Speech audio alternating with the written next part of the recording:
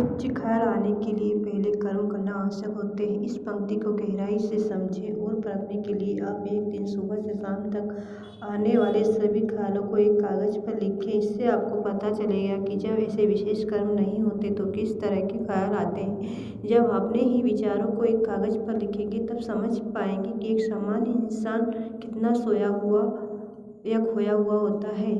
सोया हुआ इंसान विचार करेगा तो उसे कौन से विचार आएंगे, आप समझ ही सकते हैं। गौतम के अंदर संकल्प लेने का विचार आया क्योंकि वे जागृत थे।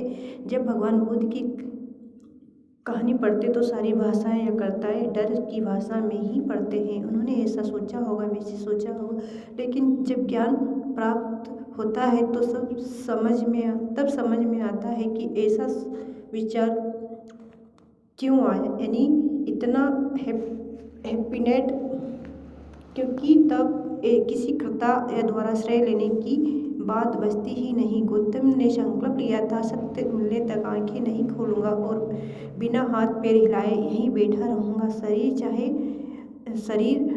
चाहे शरीर की मृत्यु ही क्यों ना हो जाए। ऐसा इसलिए हुआ क्योंकि उनके लिए उन्होंने मृत्यु ही सत्य मिलेगा तब की आंखें नहीं खोलूंगा, तब हाथ पैर हिलाना यही बैठा रहूंगा, चाहे शरीर की मृत्यु ही क्यों ना हो जाए। ऐसा इसलिए हुआ क्योंकि उनके लिए उन्होंने साधना द्वारा पहले वृत्तियाँ और कर्म बंधन की लकीर से मुक्ति पाई थी। इसलिए उनके अंदर ऐसे संकल्प का विचार उठा, वरना कोई सामान्य इंसान ऐसा विचार कर ही नहीं सकता, क्योंकि वृत्तियाँ में डूबा इंसान को जैसे ही यह विचार आएगा तो उसके साथ तरह तरह के डर भी आएंगे।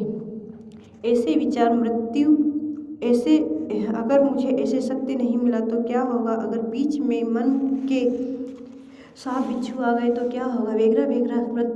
गौतम ने तो 6 साल तक तप और साधना की थी, उससे उनका शुद्धिकरण हो चुका था। हालांकि तप और साधना का सिर्फ समय महत्वपूर्ण नहीं होता, बल्कि उसमें सही दिशा मिलना भी आवश्यक है। इतना तप करने के कारण गौतम अंदर से खाली हो चुके थे, इसलिए वे संकल्प करके बैठ पाए। जब इंसान को अंदर से खाली होना बुरा लगता है तब दुख है, और जब उसे खाली होना अच्छा लगता है तो वह सुख है, और जब खाली होना मुक्त कराता है तो वह तेजमुख है। हालांकि गौतम 100% खाली नहीं हुए थे, उनके अंदर भी कुछ विकार काफ़ी थे, गांठें और वृत्तियाँ बाकी थी, लेकिन वे इतने कम हो चुकी थी कि उनके अंदर ऐसे उच्च विचार उठा। यह